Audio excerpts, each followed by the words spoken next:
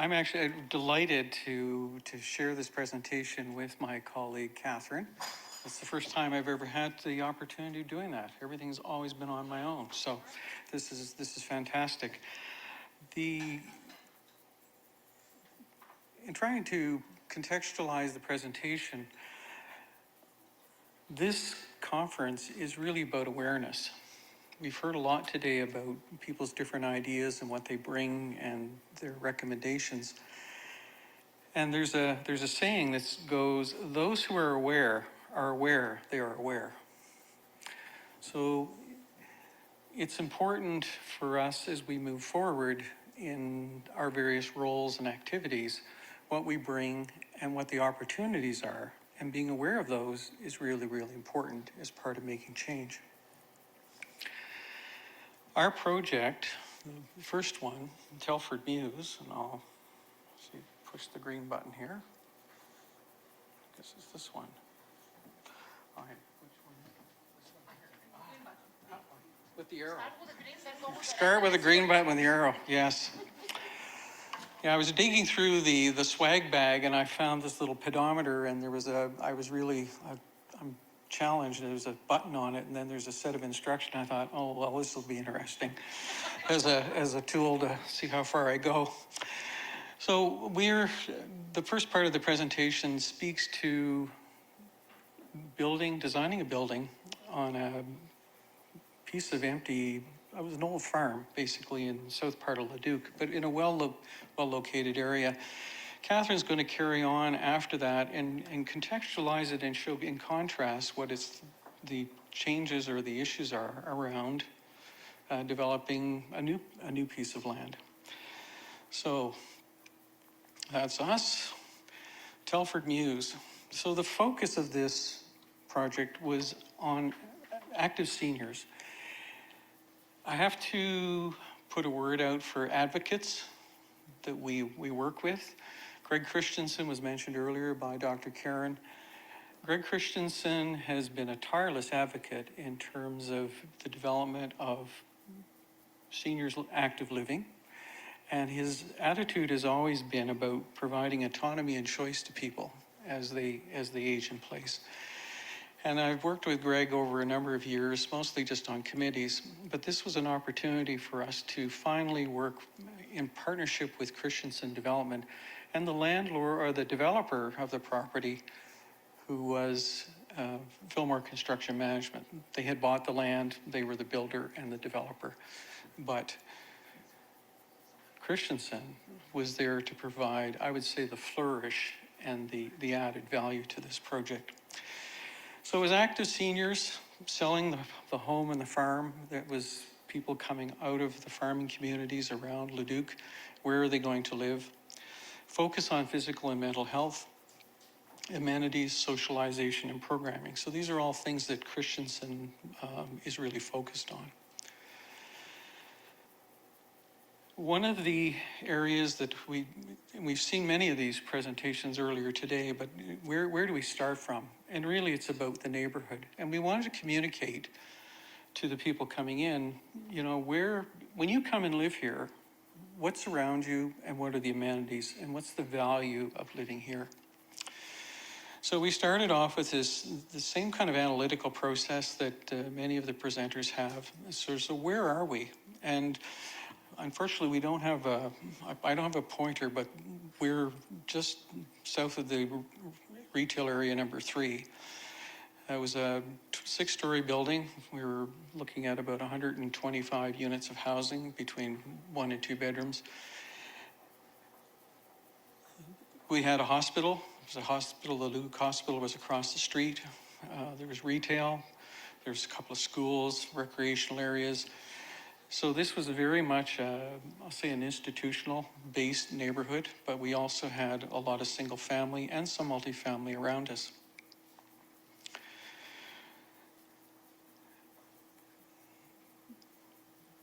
Another layer of the analytics is the question of movement, and there's been a lot of discussion around that today. And it's very interesting when you... Thanks so much. Thank you. No, I have to go pick up my cat around 2, 3, because... Okay. That's my alter ego speaking. One of the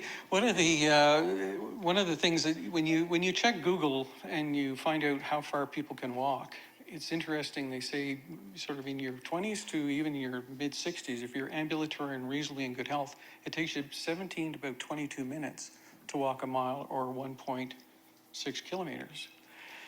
And Karen's team, as part of this whole set of analysis, undertook their own analytics around movement and things like that. And we're showing that as an example of, again, this finer grain of, well, what are the amenities in the neighborhood? How far does it get to, or how far can you walk or go to get to something without taking your car? And so this is another layer of analytics, another layer of awareness around community. And another way of being able to communicate to people that are going to live and work in a community where things are, and that you don't always have to take your car. And in the transit-oriented development world, they talk about the 800-meter radius. And 800 meters equates roughly to 10 minutes. So when you're out going for your next walk, just figure out, 10 minutes. What does that get you? And that's a very easy thing. Most people will walk 10 minutes to go somewhere. And then if you say, well, I'm going to walk 20 minutes and 20 minutes back, or if I'm going to walk an hour back, try that on yourself and just see what that means for you, that value set.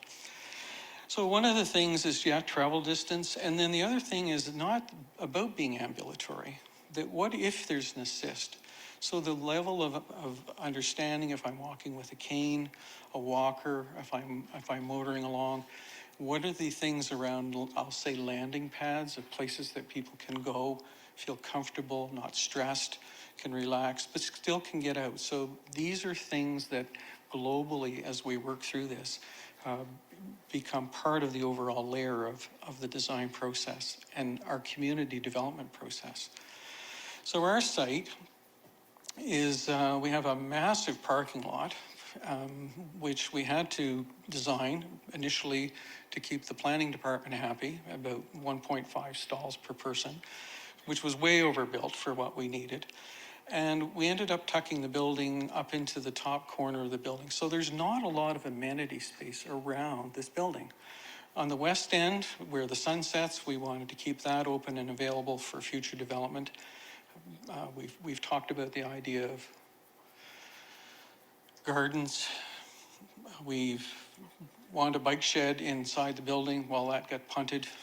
So we're still advocating to get a bike shed built outside the building and develop those kinds of amenities.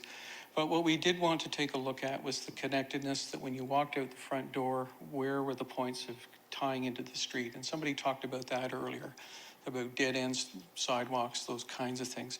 So we spent time there.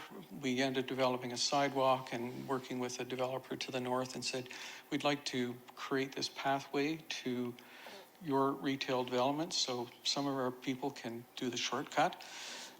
At the east end of the site, along the major road, 50th Street, there was developed a restaurant. And the whole purpose of that was to provide healthy food for the residents if they so wished it. But it was also an expression to the community as a place to come in and participate and do things like that. We did take a look at developing pathways to the south. The lower part of the site was master planned to accept a long-term care facility because it was adjacent to the hospital. That didn't happen because of economic reasons, but the developer did go back in and develop a 2-story commercial space for medical arts facilities. So it is somewhat tied to the hospital and also potentially for future residents that live there.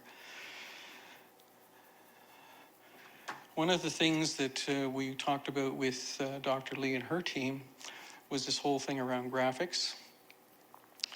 And in the first presentation this afternoon, this whole idea of signage, encouraging people. We put larger windows indoors. They can be open on a hold open device, so they're just not shown there. We had large stairwells with lots of glass in them, and Karen was telling me last night that they're in the process of working with an artist and some children and things like that, and they're going to go in and paint the stairwells. We couldn't do that as part of our process, but again, if you're aware and you're an advocate, these sorts of things can happen, not necessarily at the time of the building. So we have that. You'll see here in this overall plan, again, that the building is very amenity rich in terms of health and wellness, which is extraordinary for a building of this type, a private sector developer building. And so it has a kitchen, it has a dining center, cafe, games rooms. So the idea of socialization is a very important part of, I'd say, the mental health. And again, we've talked about that. We have a fitness center, we have change rooms, a massage area, we have a place for visiting clinicians to come in and do things. There's a whirlpool room, which can be used just for therapy or just recreation, and again, bringing your grandchildren and things like that in. We have libraries, the tenant, we have the tenant storage. That was where we were going to originally put our bicycle shed, but that didn't happen. So the theater, that could convert it to a golf simulator.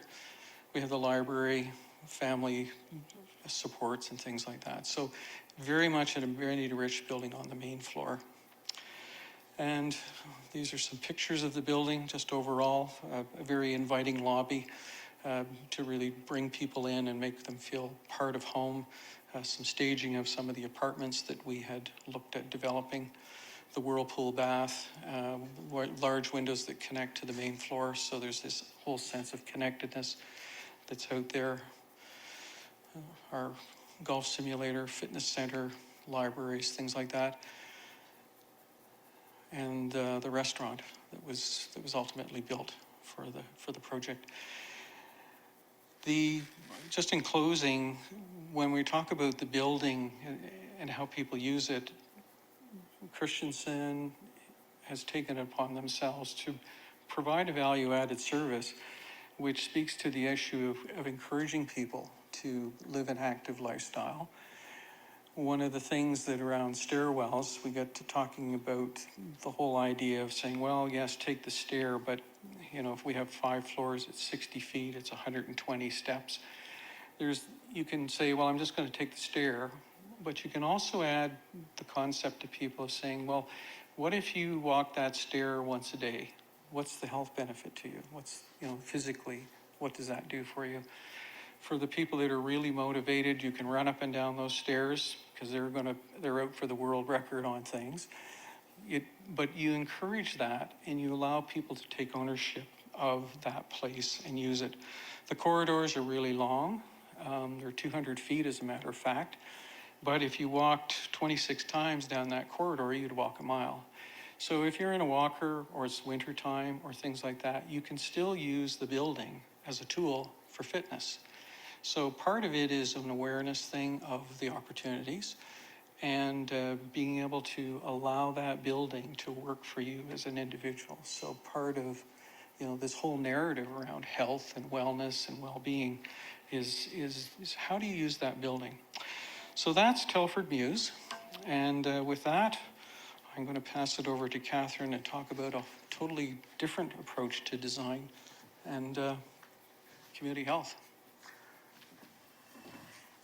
Thanks, Doug. Okay. Okay, everybody needs to stand up.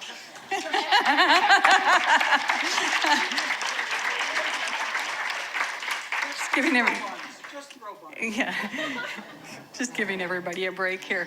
I was when I was listening to some of the things that we were talking about earlier this morning and right before lunch, I thought of a personal anecdote because I heard, about activity and mobility and then signage and then berries and fruit and all those things. And I thought a number of years ago when my son was, I think maybe 8 to 10 years old. And everybody was talking about helicopter parenting.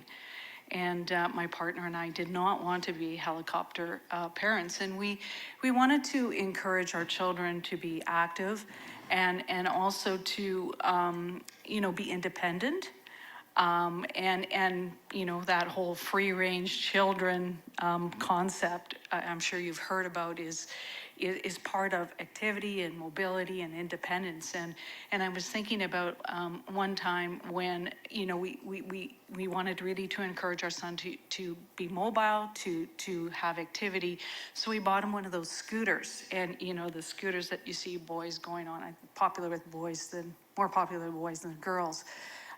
But it really gave him this sense of independence and mobility. And one, you know, summer day, and he used to go out with his friends and, you know, really go for literally miles. But one day he came home and he had those cargo shorts, you know, with light colored, and they were just bulging and they were leaking all over his legs because they were filled with cherries. And him and his friends had found this cherry tree, and it had a sign on it. So I know that somebody had mentioned you have to have signs so that people know that they can take the berries. And there was a sign there, it said, "Please pick the berries." And it was one of those Evans cherry trees. And it's a species of Siberian cherry that's very prolific. And this tree was just leaning over with literally thousands of cherries. And people were coming to pick this cherry tree. And these boys came to my house and they go, "We want ice cream pails." And I said, "Well, okay, there's a lot of cherries here." And sure enough, it was covered with cherries. We walked over there and there was a man there that was he was an older man, and he was sitting on his front step watching people come and pick his cherries. So that very same summer, I went and I got myself a Evans cherry tree, and I want to be that person.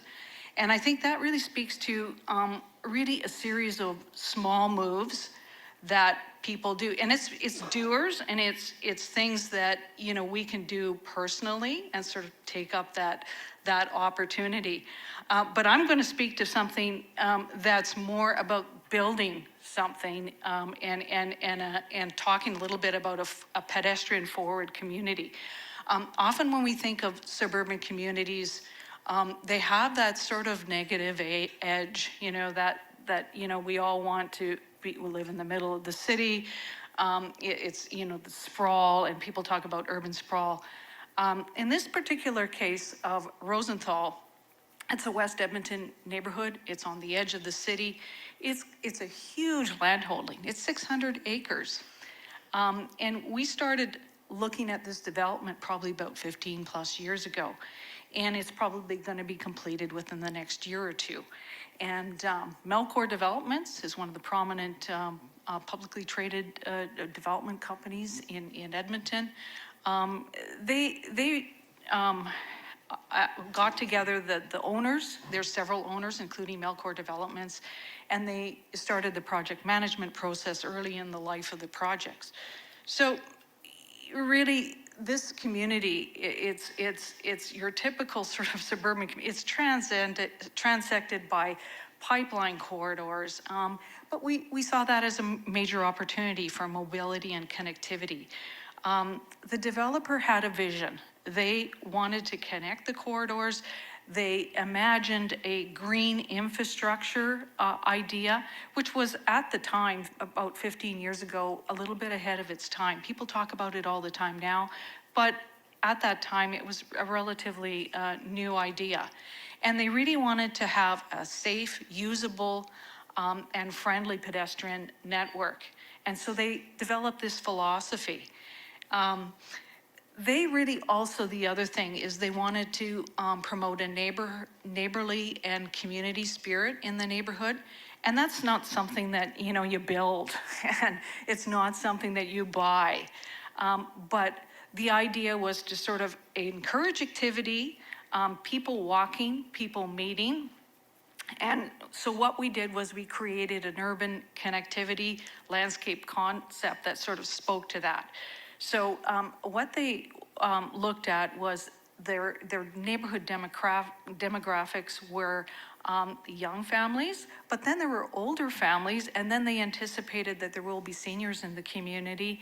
And then also they identified some immigrant populations that were moving towards home ownership And so there was an opportunity to create spaces that appeal really to a broad a range of people and demographics.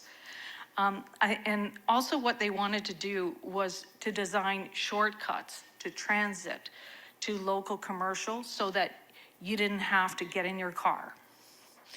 And also, the other thing is they wanted to do was to encourage people to visit the neighborhood. Part of that was inviting people in to use what they've built. They made significant investments in green spaces so people would come and visit the neighborhood. It's okay if you come and visit our park that we spent a lot of money building. It's okay if you come from another neighborhood and visit us. So really what they wanted to do was just really catalyze the early development, and by building, not just planning and showing people plans, oh, here's what we're gonna do, actually building it. And they use these facilities to also have events, community events, not just sort of saying, oh yeah, just drive by and look at what we have. They'd have seasonal events that brought people in. Really, what they wanted to do was to establish opportunities for people to walk around the neighborhoods, the walking habits early. And it was really not waiting until you had enough people that you would, develop all the facilities.